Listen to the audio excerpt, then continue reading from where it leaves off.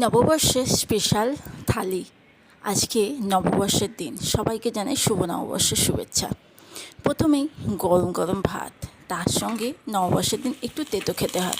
শাশুড়ি মা নয় নিম পাতা নয় উচ্ছে কিছু একটু তেতো করতো, তা আমি আজকের দিনে একটু নিম পাতা ভেজে আলু ভাতে দিয়ে মাখিয়েছি। তারপর একটু ভাজাভুজির মধ্যে আজকে একটু মাছের ডিম আর পেঁয়াজ, একটু পটল দিয়ে মাছের ডিমটাকে ভেজেছি, মানে পটল দিয়ে মাছের ডিম ভাজা। এইটা একটু পটল মাছের ডিম দিয়ে ভাজা ভাজা করেছি।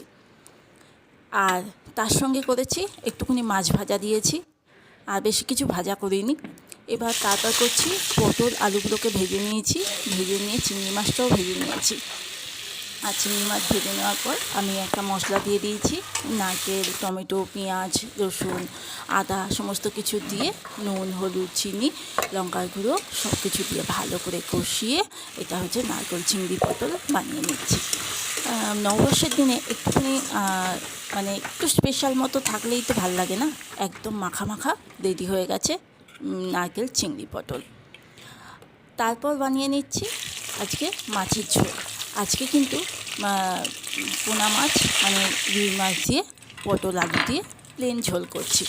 আর এটা তো কড়াইতে মাছ ভাজা হয়ে গেছে, কড়াইতে কালো জিরে, পেঁয়াজ ফোড়ন দিয়ে তারপর আলু আর পটলগুলোকে একটু ভাজা ভাজা করে, আর তার মধ্যে নুন, একটু সামান্য চিনি, হলুদ আর বাটা মশলা, জিরে, আদা আর কাঁচা লঙ্কা বাটা দিয়ে ভালো করে কষিয়ে নিয়ে এবার জল ঢেলে দিলেই আর তার উপর মাছগুলো দিয়ে ফুটিয়ে নিলেই একদম মাছের ঝোল রেডি।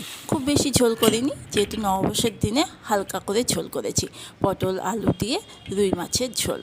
এরপর কড়াইতে সর্ষের তেল ফোড়ন দিয়েছি, তার মধ্যে তেজপাতা, গোটা গরম মশলা, একটু জিরে ফোড়ন দিয়ে দিচ্ছি। ফোড়নটা বেশ সুন্দর একটা গন্ধ বেরিয়েছে, তখন চিংড়ি মাছগুলোকে দিয়ে দিচ্ছি। চিংড়ি মাছগুলোকে নুন হলুদ মাখিয়ে রেখে দিয়েছিলাম আগে। তারপর চিংড়ি মাছগুলো একটু ভাজা ভাজা হয়ে গেলে জিরে আদা কাঁচা লঙ্কা বাটা আর পেঁয়াজ বাটা আর তার সঙ্গে একটু নারকেল বাটা, তারপর নুন, চিনি, হলুদ পরিমাণ মতো দিয়ে ভালো করে নাড়িয়ে চাড়িয়ে কষানো যখন হয়ে যাবে তখন নারকেলের যে দুধটা সেই দুধটা দিয়ে দিলাম আর সামান্য একটু জল দিয়েছি। বেশ, এবার ফোটালেই তৈরি হয়ে যাবে নারকেল চিংড়ি।